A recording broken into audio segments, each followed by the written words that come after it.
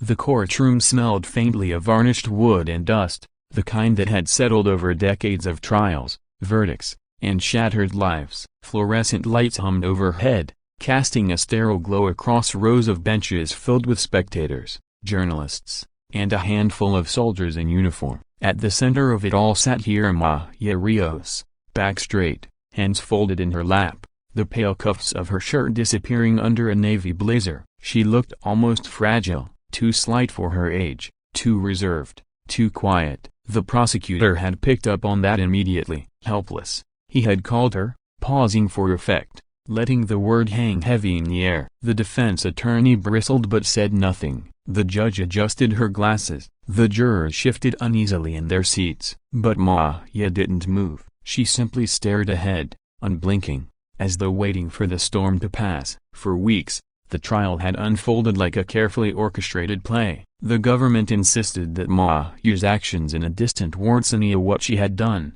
and more importantly what she had refused to do, had endangered an entire operation. They painted her as cowardly, negligent, and unfit for the uniform she had once worn. But beneath the legal jargon and official documents lay another truth, one hidden so deeply that only whispers existed. Few dared speak it aloud. Maya had been something else before all of this, someone else. The prosecutor paced now, hands clasped behind his back, voice sharp. This witness was nothing more than a liability, helpless in the face of danger, helpless when her team needed her most, helpless when every second mattered. A ripple ran through the spectators. The word repeated itself in their minds: a helpless, helpless, helpless. Still, Maya didn't flinch.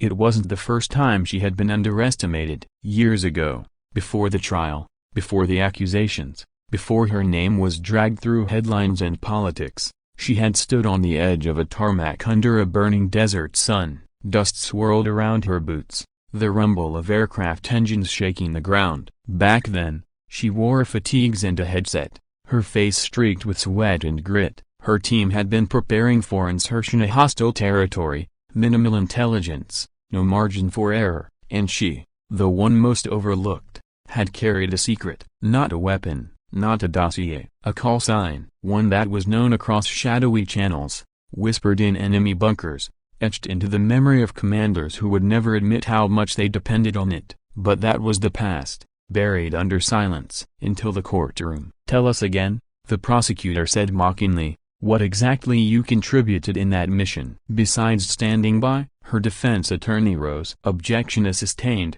The judge cut in. Counselor, watch your tone. The prosecutor smirked. Apologies, Your Honor. Let me rephrase. Miss Rios, is it true that during Operation Sentinel you failed to provide assistance when your unit was under fire? A murmur filled the room. The jurors leaned forward. Maya lifted her gaze slowly, her voice even. That's not true. Not true? The prosecutor's tone dripped with disbelief. So you claim you weren't helpless? That you what? Somehow changed the course of events? Her lips curved slightly. Not a smile, something colder. Yes, it had been chaos. Fire ripping across the ridge, tracer rounds screaming through the night, her unit pinned down in the valley with nowhere to go, radios jammed, reinforcements miles away. The lieutenant's voice had cracked over the comms. We're not gonna make it. But then another voice had come, hers. Calm, steady, utterly certain. Stand by. This is Echo 7. The call sign, just 2 syllables and a number, but enough to freeze the lieutenant mid-sentence, enough to shift the entire mood of the trapped unit. They knew what it meant, or at least, what it had once meant. Within minutes, support thundered in from angles nobody expected. Routes cleared, targets neutralized. The team pulled out, battered but alive. But that wasn't written in the official report. The operation had been classified, twisted, and redacted until nothing but shadows remained. Back in the courtroom, the prosecutor laughed, dismissive. Echo 7? What is that supposed to mean? Some nickname? A bedtime story? This time, Maya did smile. It was small, restrained, but it carried a weight that sent a chill through the rows of uniforms in the gallery. Some of them knew. Their jaws tightened, eyes narrowing as the memory resurfaced. She leaned forward, her voice cutting through the silence like a blade. Echo 7 wasn't a story. It was the call sign that ended the warlord's reign in Karish province. It was the call sign insurgents feared enough to abandon strongholds overnight. It was the call sign whispered in interrogation rooms when men who swore they'd never break spilled everything they knew. Echo 7 was me. The courtroom froze. The prosecutor's face drained of color. His lips parted, but no words came. For the first time since the trial began, he looked less like a predator circling prey and more like a man realizing he had stepped into a minefield. Because Echo 7 wasn't just a code name, it was legend. A ghost in the system,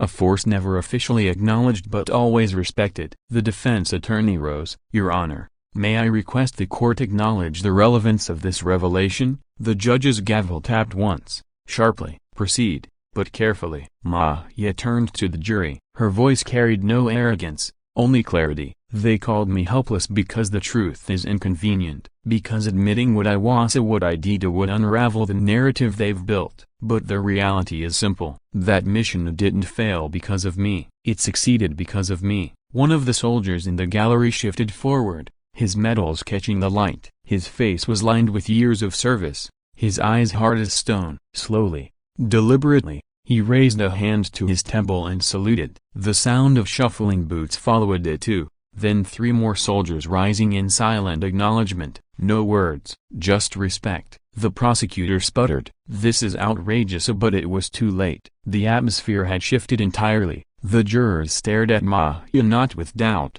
but with awe. The spectators whispered her call sign like a forbidden prayer. Echo 7. The ghost had a face now, of course, revealing it wasn't without risk. Maya knew that. She had sworn never to speak the name in public, but the prosecutor had left her no choice, and though the recognition felt vindicating, it also brought back memories she had buried of long nights listening to coded transmissions, of pulling strings invisible to anyone else, of lives saved and lives lost because of a decision only she could make. Helpless, number, haunted, always. By the next morning, the media was ablaze. Headlines screamed about the mystery of Echo 7. Analysts debated whether the government had knowingly tried to discredit one of its own. In court, the prosecutor's case unraveled faster than anyone could patch it. Witnesses who had spoken against her suddenly faltered, their testimonies shaky under cross-examination. Documents that once painted her as negligent were now questioned as deliberate distortions. The judge's patience thinned. "It appears," she said finally, "that what was presented to this court does not align with the full truth." The jury deliberated only 2 hours. When they returned, the verdict rang clear, not guilty. When Maya stepped out of the courthouse, the crowd surged, cameras flashing, reporters shouting questions. She ignored them all. Instead, she walked with quiet dignity, the same way she had carried herself in court, the same way she had walked across that desert tarmac years ago. She didn't need to explain herself further. The call sign had spoken for her. Still, as she moved through the crowd, she heard it whispered again and again, "Echo 7." She wondered how long it would take before the whispers became myths again, until her name was swallowed by secrecy once more. Part of her wanted that. She had never sought glory, only truth. But another part of the soldier buried beneath years of silence felt a flicker of something else. Not pride, not vindication, simply recognition that, for once, the world had seen her not as helpless, but as what she truly was. The storm had ended.